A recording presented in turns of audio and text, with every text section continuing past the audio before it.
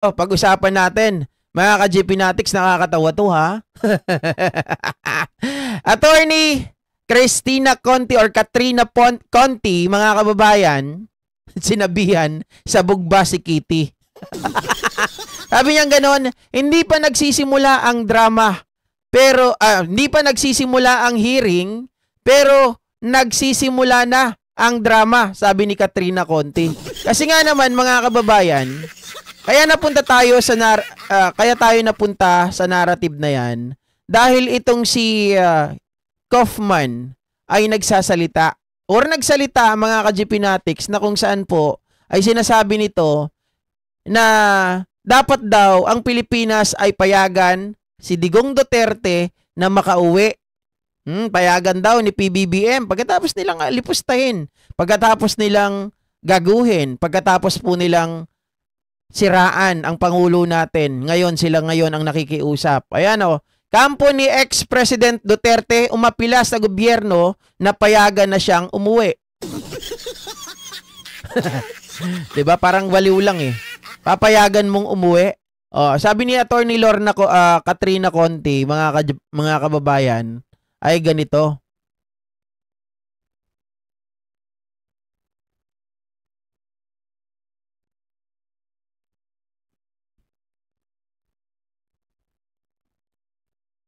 Yung resumption at yung sinasabi nga nila, confirmation of charges kay dating Pangulong Duterte. At makakausap natin via Zoom ang ICC Assistant to Counsel, Secretary General ng National Union of People's Lawyer, NCR. Walang iba kundi ang suki na rito sa DZMM Radio sa 630, Attorney Maria Cristina Conti. Attorney Conti, good morning ho. Si Danny Buenafe sa programang Kabayan. Magandang umaga, Danny. Thank you very much, ma'am, sa oras na ibinigay ninyo. So, for now, di ba, wala pa naman specific date doon ng postponement, pero ang lumilitaw at lumulutang na dahilan, he is not fit. Parang may medical condition na hinaharap at hindi masisiguro itong September 23, attorney? Opo, yan yung parang sinasabi nila na dahilan kung bakit. Sa totoo lang, ang request nila kung bakit dapat indefinite ang postponement ng trial na ito or makancel altogether dahil sa ICC hindi pwedeng mag-try ng abogado na absent. Kaya kung absent-minded o kaya kumbaga absent in spirit, hindi rin dapat magtuloy. Kaya ito yung parang ina-argue nila na hindi kayang sundan ni Duterte ang proceedings at hindi niya meaningfully kayang mag-participate. Siyempre, tingnan muna natin kung anong sasabihin nitong mga eksperto, kung ipapatingin nga ba siya. Kasi hindi malinaw kung which part. Or ayan, nalilito rin kasi sila kahit tayo nalilito doon sa kanilang mga style, nabulok. Isipin nyo mga kababayan eto talaga. May mga nababasa ako na hindi kaya, di ba, dapat confirmation of charges na this coming September 23. Tama? September 23. Tapos pinapa-reschedule ng kampo ng mga Duterte dahil daw sa health issue. He cannot stand daw, mga kababayan, sa pagtinig. Pero look at what they are wanted to do. 'Di ba? Sa gobyerno natin. Nasabi nila, bigyan daw ng pagkakataon, pumayag daw sana ang gobyerno, pagbigyan ng kanilang hiling na makauwi si Duterte, mga kababayan. Di ba? Ano ba mas mahirap? Kayo nga magsabi, ano ba mas mahirap? Ikaw ay humarap doon sa trial na ilang oras lang, mga kababayan, kaysa doon sa ikaw ay magbiyahe ng ilang oras na nakasakay sa eroplano. GP, sa eroplano nakahiga ka lang. Pero haba ng mga kababayan ng biyahe kahit papano. At saka, syempre, iba pa rin. Mga ka-GP Natics, magkakaroon ka ng jet lags at kung ano-ano pa, di ba? Pero yung harap ka lang sa hearing, nandyan naman. Tapos, meron din naman. Same lang din Meron lang din naman mga doktor, di ba? Naaalalay.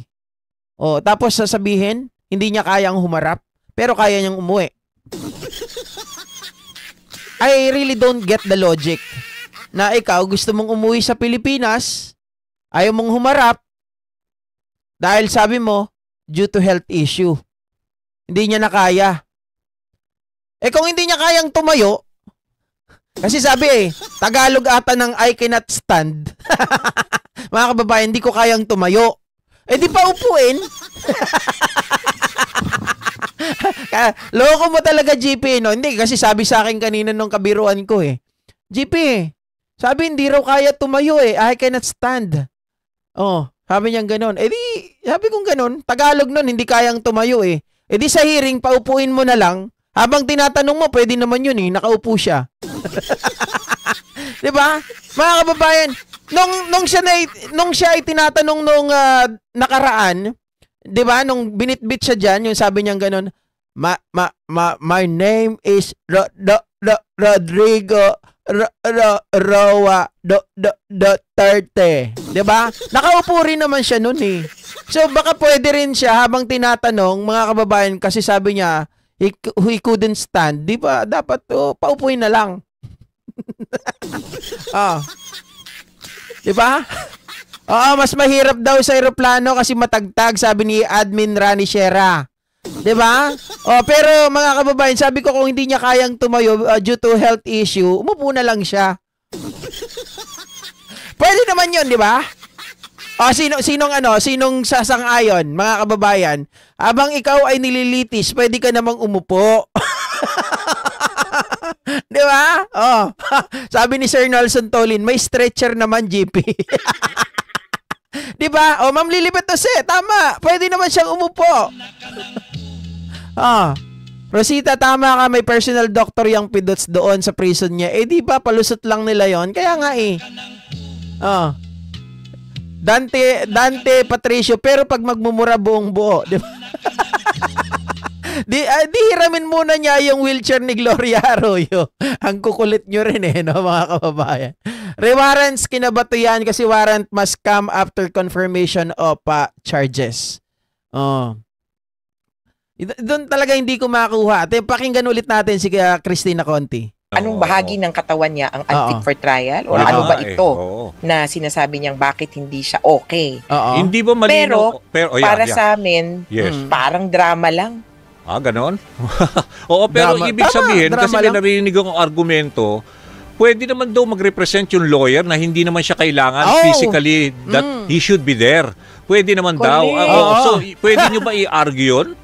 Patay kayo, wala kayo palang lusot. Kala ko kanina, sabi ko, pwede naman siyang umupo. Ngayon, pwede naman palang nakahiga. Nakahiga siya sa kanyang higaan habang yung lawyer niya ang nakaharap. Drama nga lang. Gusto lang talagang lumusot. Opo.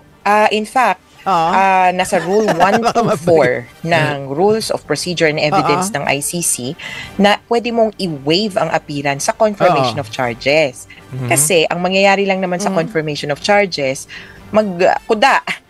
mag-arguments na dapat buksan ang trial. Mauna si prosecutor, sunod si victims, at sasagot si defense. Tama. Hindi naman siya mismo ang hinihiling na sumagot. Tama. Na hindi ako dapat kasuhan. Or hindi dapat ito ang kaso dahil legal ang arguments na ito. Legal team niya ang inaasahan.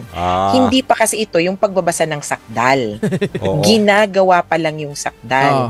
Yes. Kaya may waiver na pwede siya. Sabi ni Mon Vitor, pwede naman pahiga na lang. Tama, pwede. Pwede daw nakahiga na lang kasi yung higa na lang siya, matulog siya doon. Tapos yung lawyer niya na lang ang humarap. Yun naman pala Ano sinasabi nyo na hindi niya kayang tumayo, humarap sa confirmation of charges? If una, sabi ko, binigyan ko na ng option, pwede namang umupo. Ngayon, may panibagong option, pwede rin siya nakahiga. Diba? Nakahiga siya dun sa kama. Magpalaki ng kahit anong gusto niyang palakihin. Tapos yung lawyer niya ang humarap sa confirmation of charges. Kasi nagtataka si Katrina Conti dito. Masasabi nating drama, sabi ni Katrina Conti, sabi ni Kitty, maayos daw ang kalagayan. Very well daw. Okay na okay daw yung pangangatawan. Tapos ngayon, confirmation of charges, sasabihin, mahina. Sasabihin, hindi kayang tumayo? Ano to? Sabog ba si Kitty? Oh. Siyang i-execute. Ang problema lang, kasi if in the long term, he is unfit for trial, hindi niya kayang sundan ang trial o kaya salagin kung merong negative sa kanya, pwede naman talagang maging basihan yun para hindi magtuloy at all. Kasi nga, bawal ang absent, o absent-minded, o absent in spirit, and so forth. So pag may gano'n na may mental issue, nako, malaki palang problema. Parang palabas yun napanood, narinig ko to. Kung hindi kaya sa paupo, sa pahiga na lang, no? Ay hindi, mali. Ano yun, yung palabas na napanood ko, kung hindi kaya sa patayo, paupo na lang. Pero sa atin ngayon, kung hindi kaya sa patayo, ka-GP, daanin sa pahiga. Natatakot na po si Digong, mga kababayan.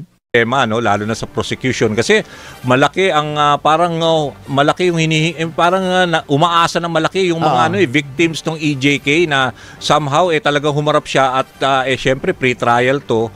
Parang sila dismayado sa nangyayaring development, attorney. Sobra. Ang iba nga nagngingit-ngit na parang ano ba ito? Hindi pa nga nagsimula na ang drama.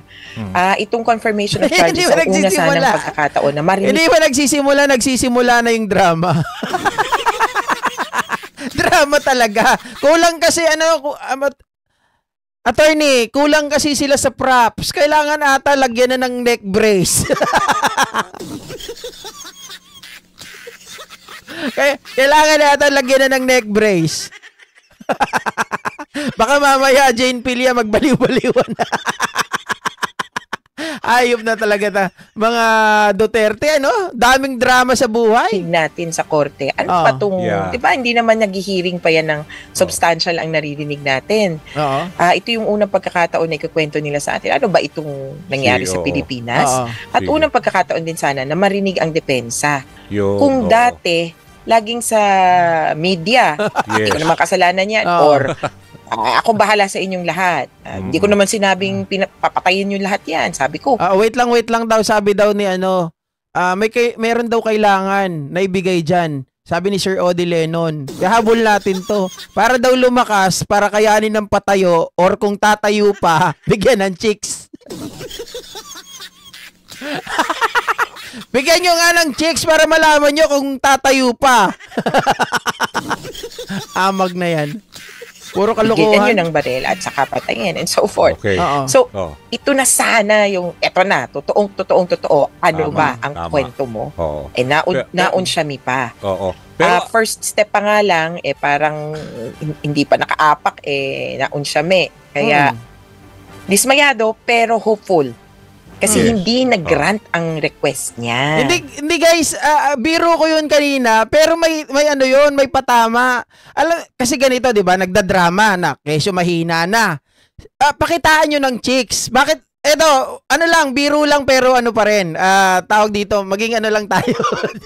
Daanin natin sa magandang usapan to. Wait lang. Kunwari, di ba, naglolo ko si Digong. Sabi niya ganun, mahina ako Hindi ko kaya. Sabi ng mga lawyer. Sabi ng mga, kung sinong mga DDS dyan. Pauwi nyo na kasi sa Pilipinas. Para malaman ng ICC. Yung ICC na mismo ang kumuha. Kuha kayo ng chicks. Tapos bigyan nyo ng chicks, pakitaan nyo doon. Pag ito, mga kababayan, biglang tawag dito na buhay ang si Manoy. Siyempre, mga kababayan, matagal hindi nakatikim ng chicks yan, di ba? Pag habang nakahiga yan, kunwari, hinang-hina. Ganun yan. Tapos biglang pakitaan mo ng chicks. Wow! Woo! Woo! JP, puro kalokohan. Yes. Sa totoo po, ang request ni Duterte ay adjournment. Yeah, okay. Di ba? Ang adjournment, parang tapusin na. Kasi unfit for trial. Hindi pa naniniwala ng buong buo yung mga judges. Ang sabi nila, teka, sinasabi mo unfit for trial. Sige, ayusin muna natin, tingnan natin yung facts. Hoy, Sito Kaiba! Medyo kinakapustan tayo sa oras dahil meron tayong papasok pa na mga mainit na balita. Pero itong huling tanong lang, yung pagpunta ho ni Garma dyan sa ICC at gagawin yata siyang state witness, tingin nyo malaking tulong ito no para sa pagsusulong ng inyong kaso? Siyempre, si Garma ang nagsabi na from Davao model, sabi ni Duterte, paano nga ba natin ito gagawing national? Kaya siya ang magdidikit nung sa mga kwento ni Matobato at Las Cañas dun sa mga nangyari sa atin dito, nationwide, lalo na dito sa Metro Manila, nung natagpuan natin na daming patay. Paano nga ba? At yung reward system ang isang susi dito. Sige po. Nako, antabayan namin yan. Maliwanag mga kababayan Walang dapat maniwala. Kasi yung anak nga nagsabi nung nakaraan nagsabi okay daw yung tatay niya.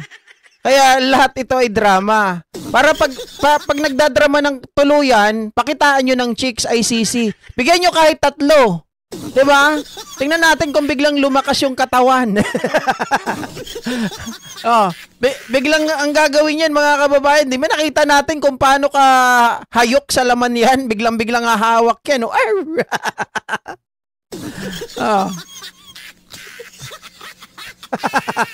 Adjourn ang gusto. Okay mga kababayan, syempre may kasunod pa yan. Ito. Sabi ni Kaufman, mga kababayan, ay